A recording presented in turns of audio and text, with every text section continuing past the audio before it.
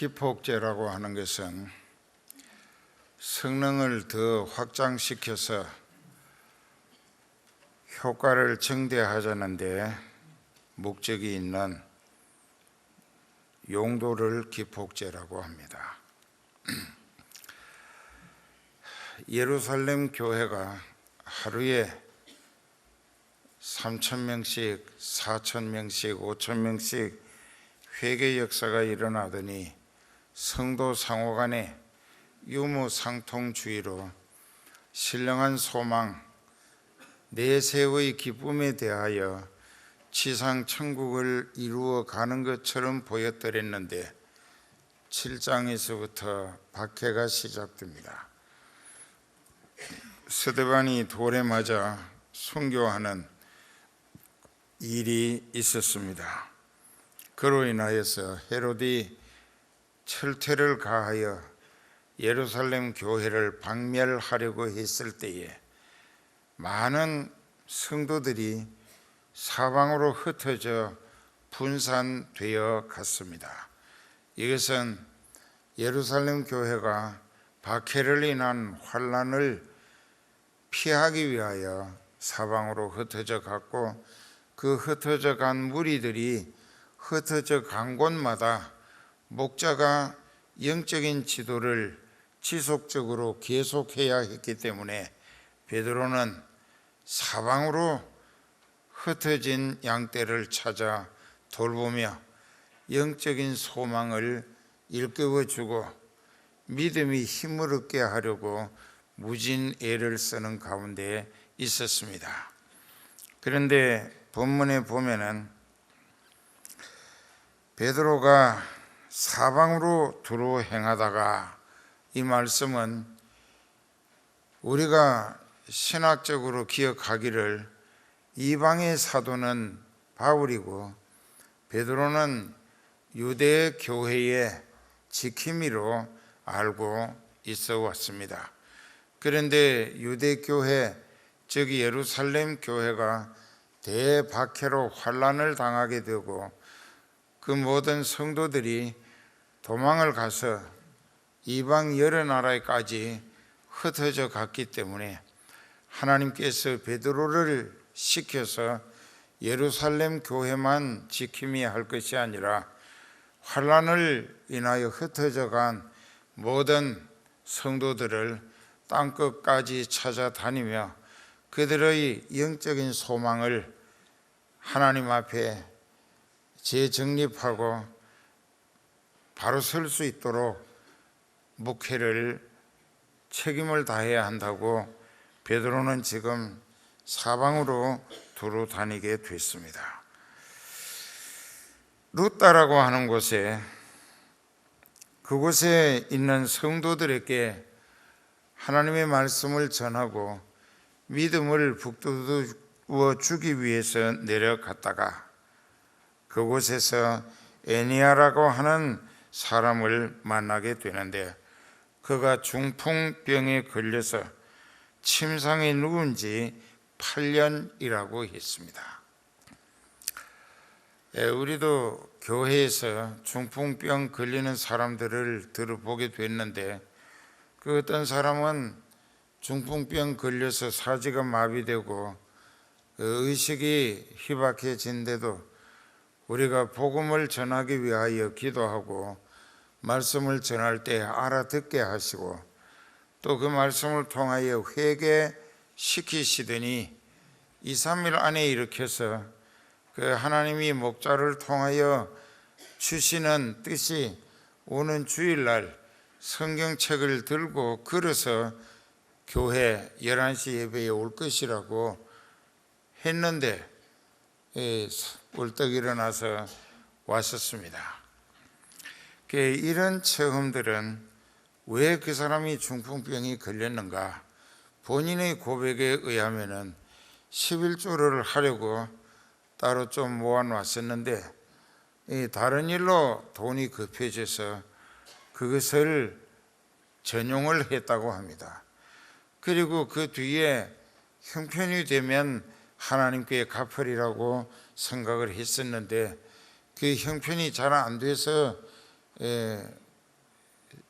그만 피일 차이를 하다가 이렇게 하나님 앞에 매를 맞았다. 본인의 고백이었습니다.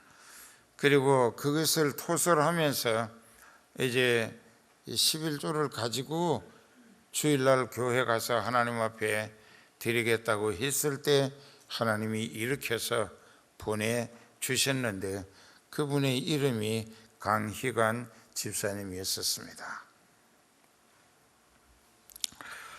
그런데 8년이나 침상에 꼼짝 못하고 사지가 마비된 가운데 식물인간처럼 누워 있었습니다. 누가 보더라도 비관적일 수밖에 없습니다. 나으려면 진작 일어났을 것인데 8년이라는 장구한 세월이 지나도록 누워서 사지를 못 쓰고 이렇게 죽음을 기다려야 하는 것 같은 절망 가운데 있었던 에니야에게 베드로가 뭐라고 했느냐?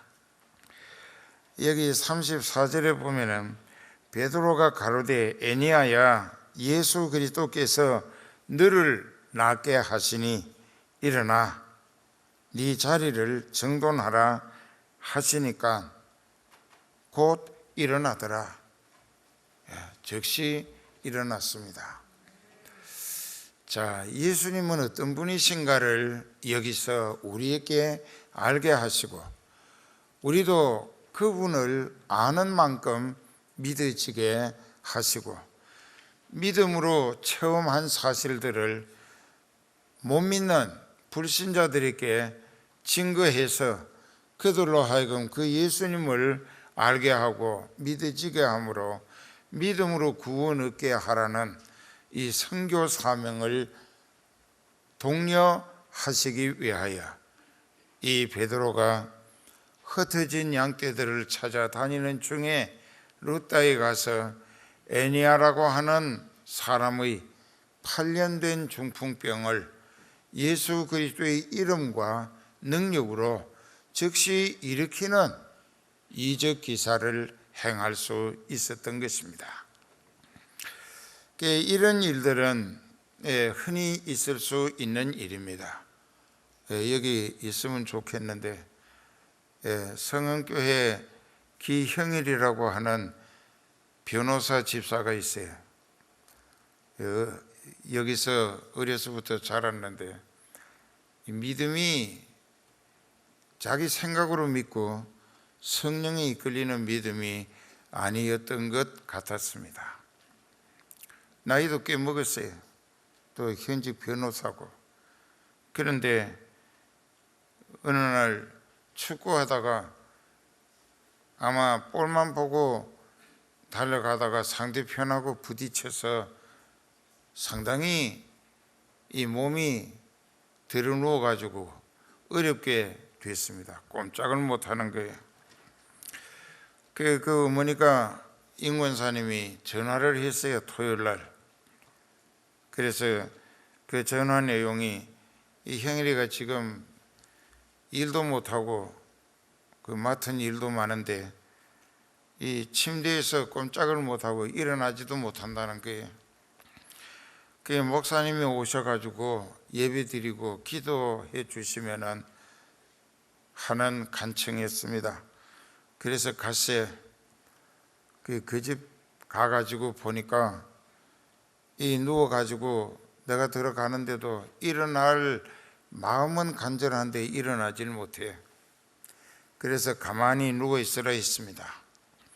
그리고 이제 찬송을 부르고 말씀을 전하고 머리 이마에다 손을 얹고 기도를 했어요. 간절히 기도를 했어요. 네가 하나님이 고쳐주실 것이라는 믿음이 있으면 하나님이 고쳐주실 것이다 했습니다. 그렇게 하고 이제 기도를 했어요. 기도를 하고 나서 움직여 보라 하니까는 두 다리를 들고 이불을 한쪽으로 제치더라고요. 그래서 이제 나왔어요. 그날 헤어질 때 그 어머니 보고 내일 주일날 이부 예배 때 제가 차 몰고 교회 올 거라고 그렇게 가서 얘기하라고 그랬어요. 그랬더니 아멘 하고 가서 얘기했겠죠. 그런데 그 이튿날 주일날 왔었어요. 지난 주일날입니다. 아까 저기 3층에서 예배 드린 것 같은데, 이놈이 은혜를 체험했으면 믿음이 달라져야 될 텐데, 그렇게 해서 이제 우리가 세상 살면서 하나님의 그 존재와 사랑과 능력에 대한 체험을 왜 주시는가? 영적인 소망을 믿어지는 믿음으로 하늘나라 들어가라고, 하늘나라 들어오라고 우리에게 체험을 주시는 거예요. 그런데 우리가 목회를 52년을 했는데 이렇게 보면은 체험이라는 것이 참 중요하다는 것을 절실히 아주 절감할 때가 너무나 많습니다. 왜? 체험이 없으면은 근성으로 믿는 척 하는 믿음일 수밖에 없어요. 죽을 지경에서 상당히 난감하고 몹시 어려운 상황에 외롭고 질병과 또는 불안과 두려움에 사로잡혀 위축되어 있을 때 하나님이 그 사람에게 나타나시고 그 사람을 능력으로 일으키시고 사랑으로 함께해 주시는 이 놀라운 체험들이, 이 경험을 익스피리언스라고 하면은, 이 체험이라고 하는 것은 간증으로 증거하게 되는데 이것을 테스트모니라고 합니다.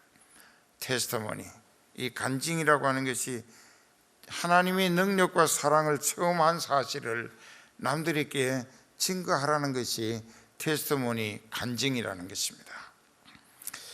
그러니까 우리는 여기서 이런 것을 체험하면서 무엇을 생각해야 하는가? 이 8년이나 침상에서 꼼짝도 못하고 누워 앓던 사람, 그 사람 의식 속에는 절망과 짜증뿐이었을 것입니다.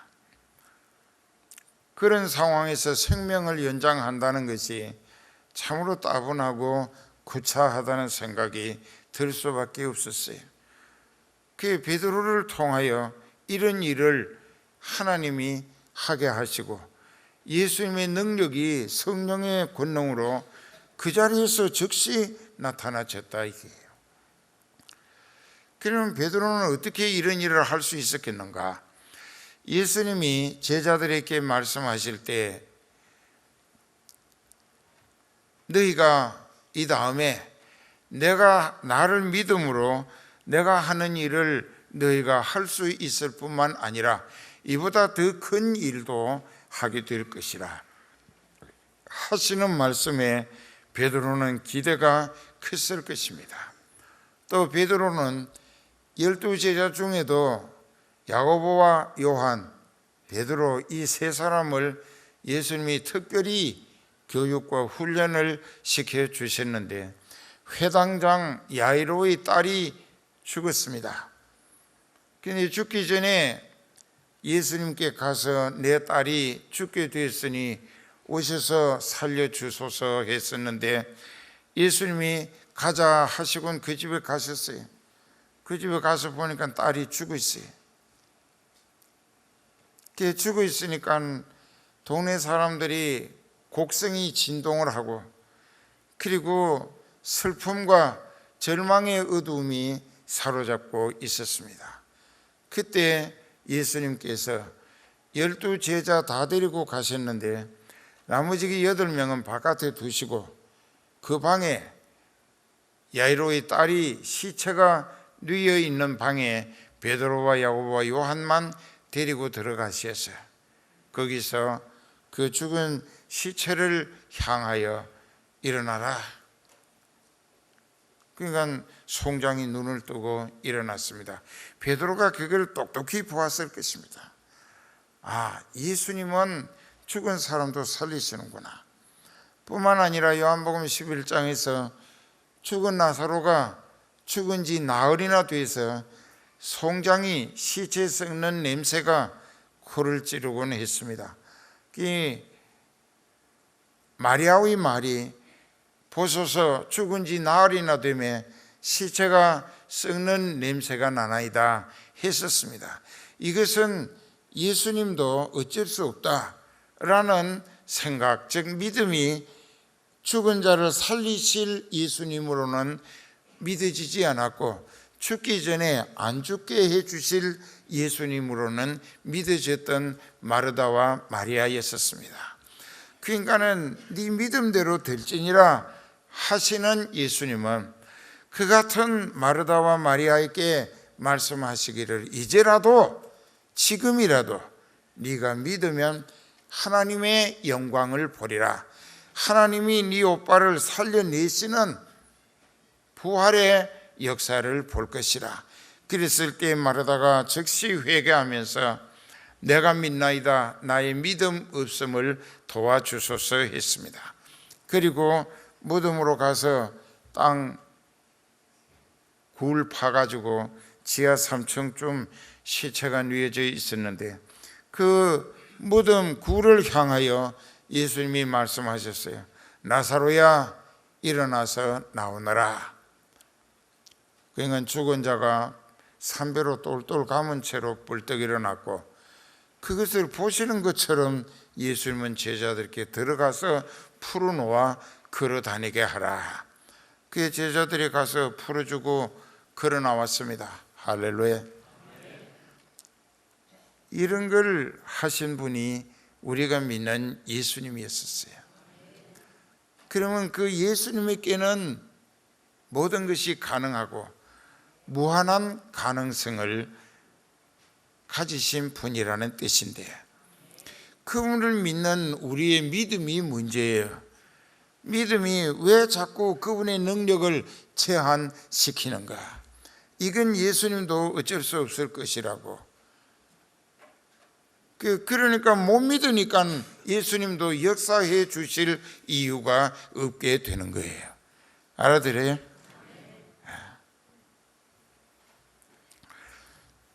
그러니까는 예수님은 하실 수 있다라고 믿어지기 위해서 우리는 성경을 깊이 깨달아야 한다는 것입니다. 그리고 성령의 능력에 사로잡혀야 된다는 것입니다.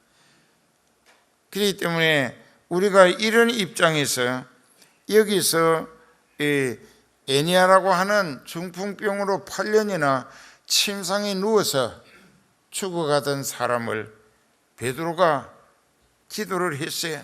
주여, 이곳에 이 애니아라고 하는 중풍병자가 8년이나 침상을 지키며 누워서 죽어가고 있다는 사실을 루다에 사는 모든 사람이 다 알고 있기 때문에 이 사람을 주께서 성령의 능력으로 그 사지를 다시 기동하게 하시고 회복시켜 일어나서 멀쩡하게 낫게 된다고 하면은 이 사람이 중풍병으로 꼼짝 못하고 8년이나 앓는 사실을 알던 모든 사람들이 예수님의 능력에 기대를 걸고 예수님께 돌아오지 않겠습니까?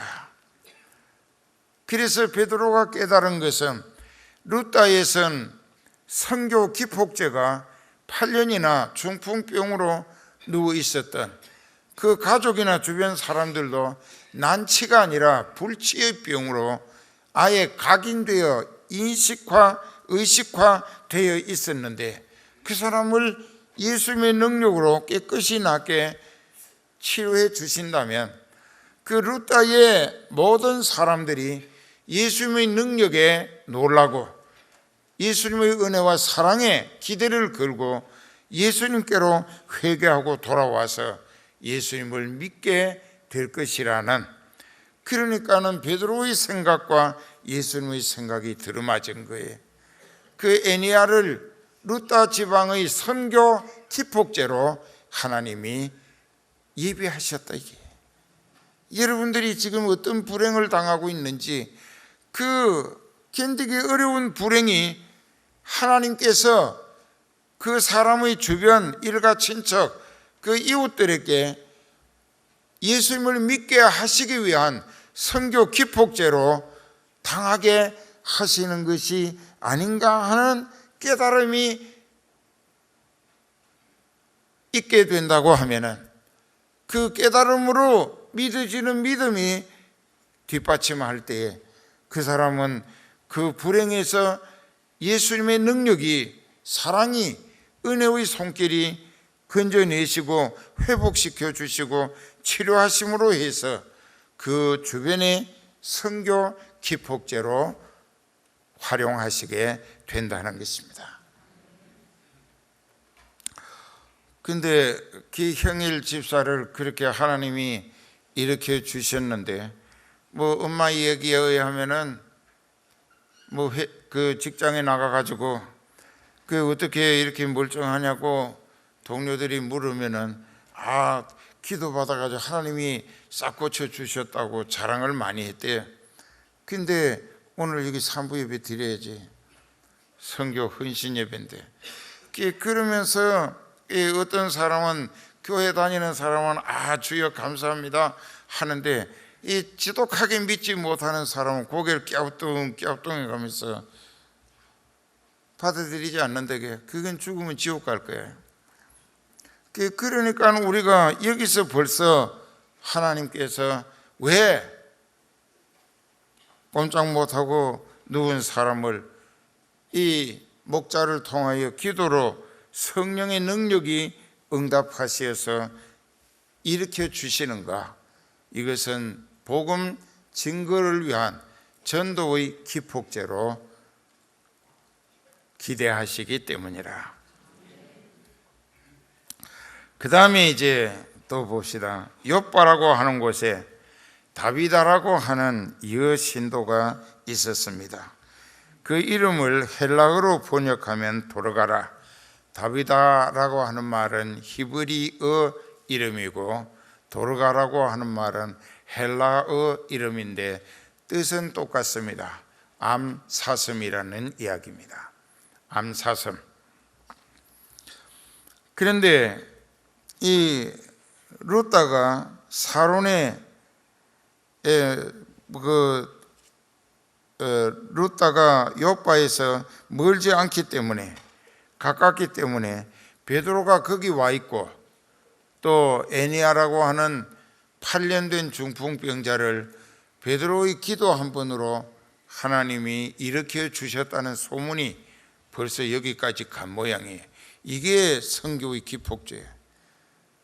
그러니까는 이 욥바까지, 요즘 이름은 텔아비브라고 하는 데입니다.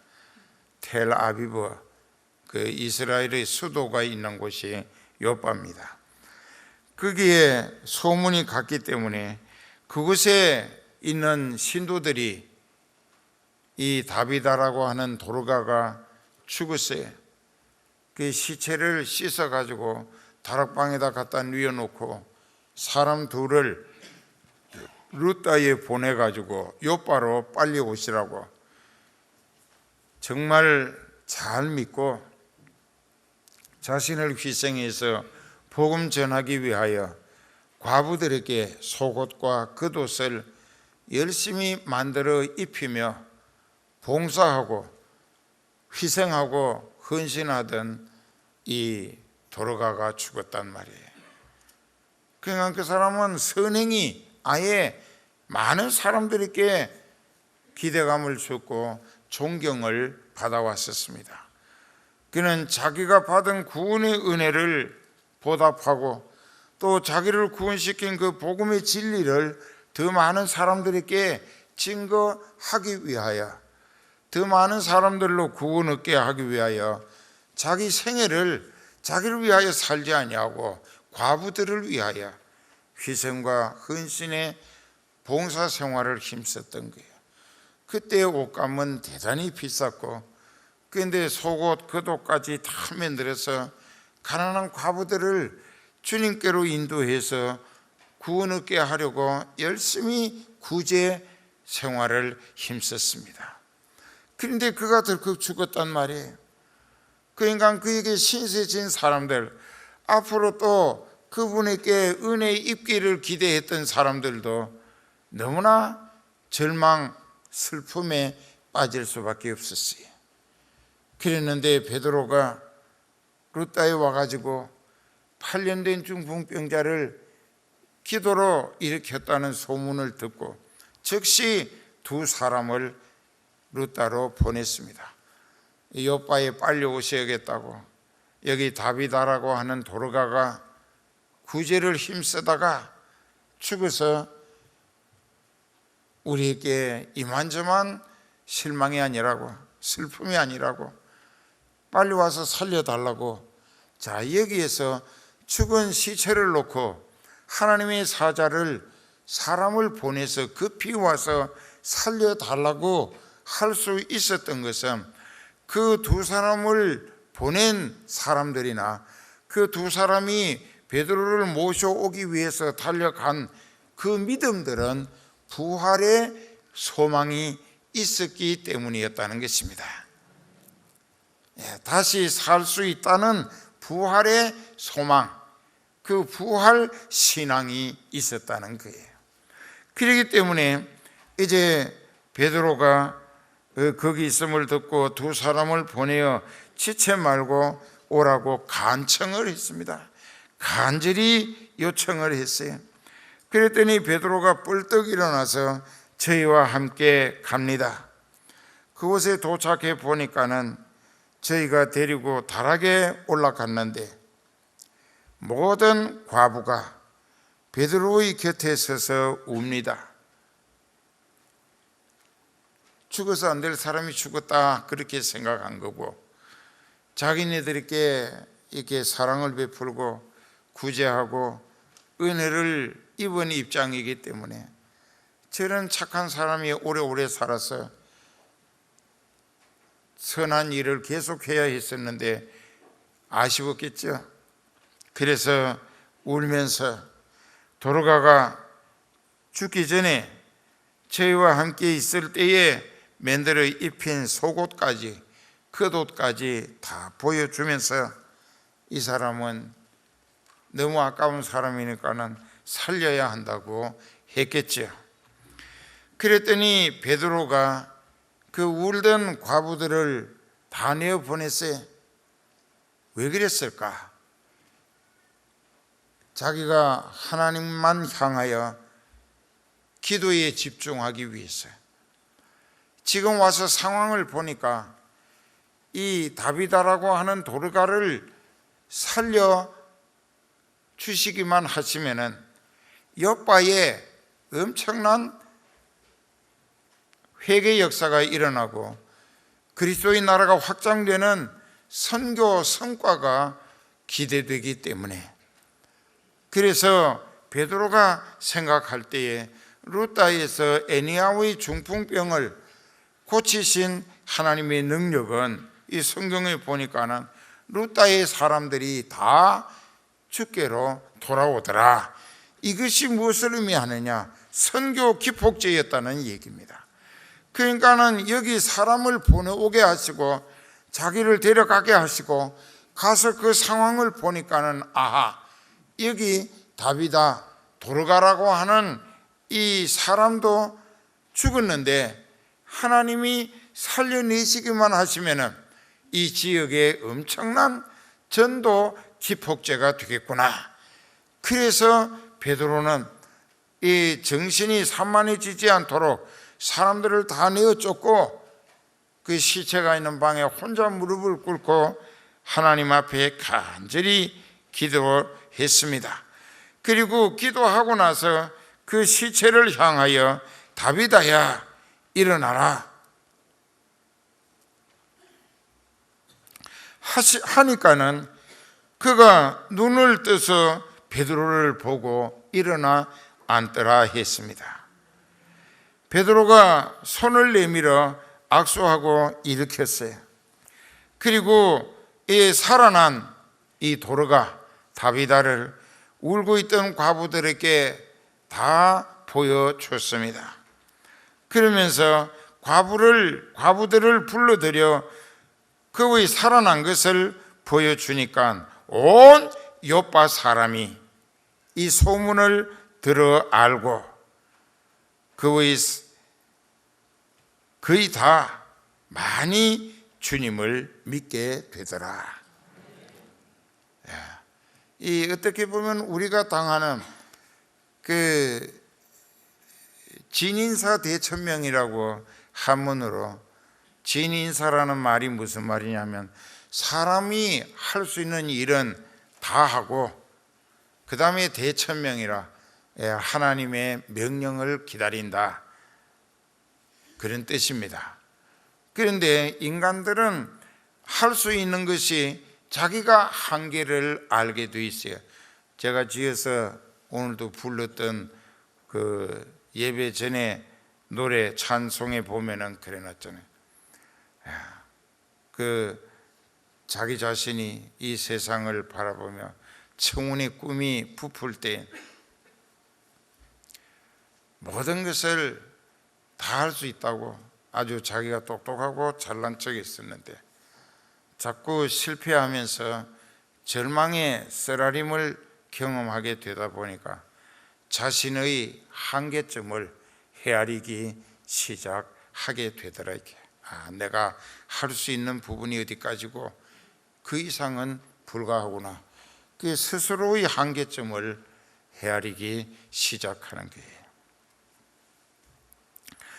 그런데 여기서는 우리의 불행이, 엄청난 절망이, 고통이, 실패가 오히려 하나님 앞에 하나님의 뜻을 결부시켜서 하나님이 내 이 엄청난 불행을 다행으로 바꾸어 주실 때에 엄청난 전도의 기폭제가 될 수 있겠구나 하는 것을 성령이 깨닫게 해 주시면은 이미 그 절망의 엄청난 고통은 이제 하나님으로부터 회복을 통하여 전화위복이 되게 하시는 체험으로 이어질 수 있다 하는 것을 믿어야 한다는 것입니다.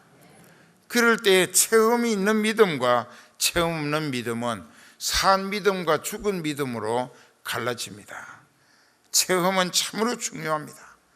그래서 이 복음이 소리로만, 그 사운드 베이스로 소리로만 사방에 울려 퍼져도 하나님의 능력을 체험하지 못할 때는 근성으로 믿는 척 할 수는 있어도 진짜로 믿어지지 않는다. 이게 믿어지지 않는 거예요. 그래서 사탄은 의심을 통하여 지옥을 만들어가고 성령은 믿어지는 믿음, 체험을 통한 확신으로 천국을 만들어 간다는 것입니다. 사탄은 지옥을 만들어가고 성령은 천국을 만들어 가는 것입니다. 보세요. 루다의 애니야라고 하는 사람, 그 가정과 그 동네가 그 사람을 두고 생각할 때 절망과 슬픔으로 어두워 있었는데 베드로가 가서 예수님의 이름으로 기도하고 그 애니야가 8년 만에 중풍병에서 깨끗이 회복되는 것을 볼 때 그 집과 그 동네가 천국으로 바뀌어지는 소망의 역사가 시작되기 때문에 루다에 사는 많은 사람이 주님을 향하여 회개하고 돌아오더라. 기도합시다.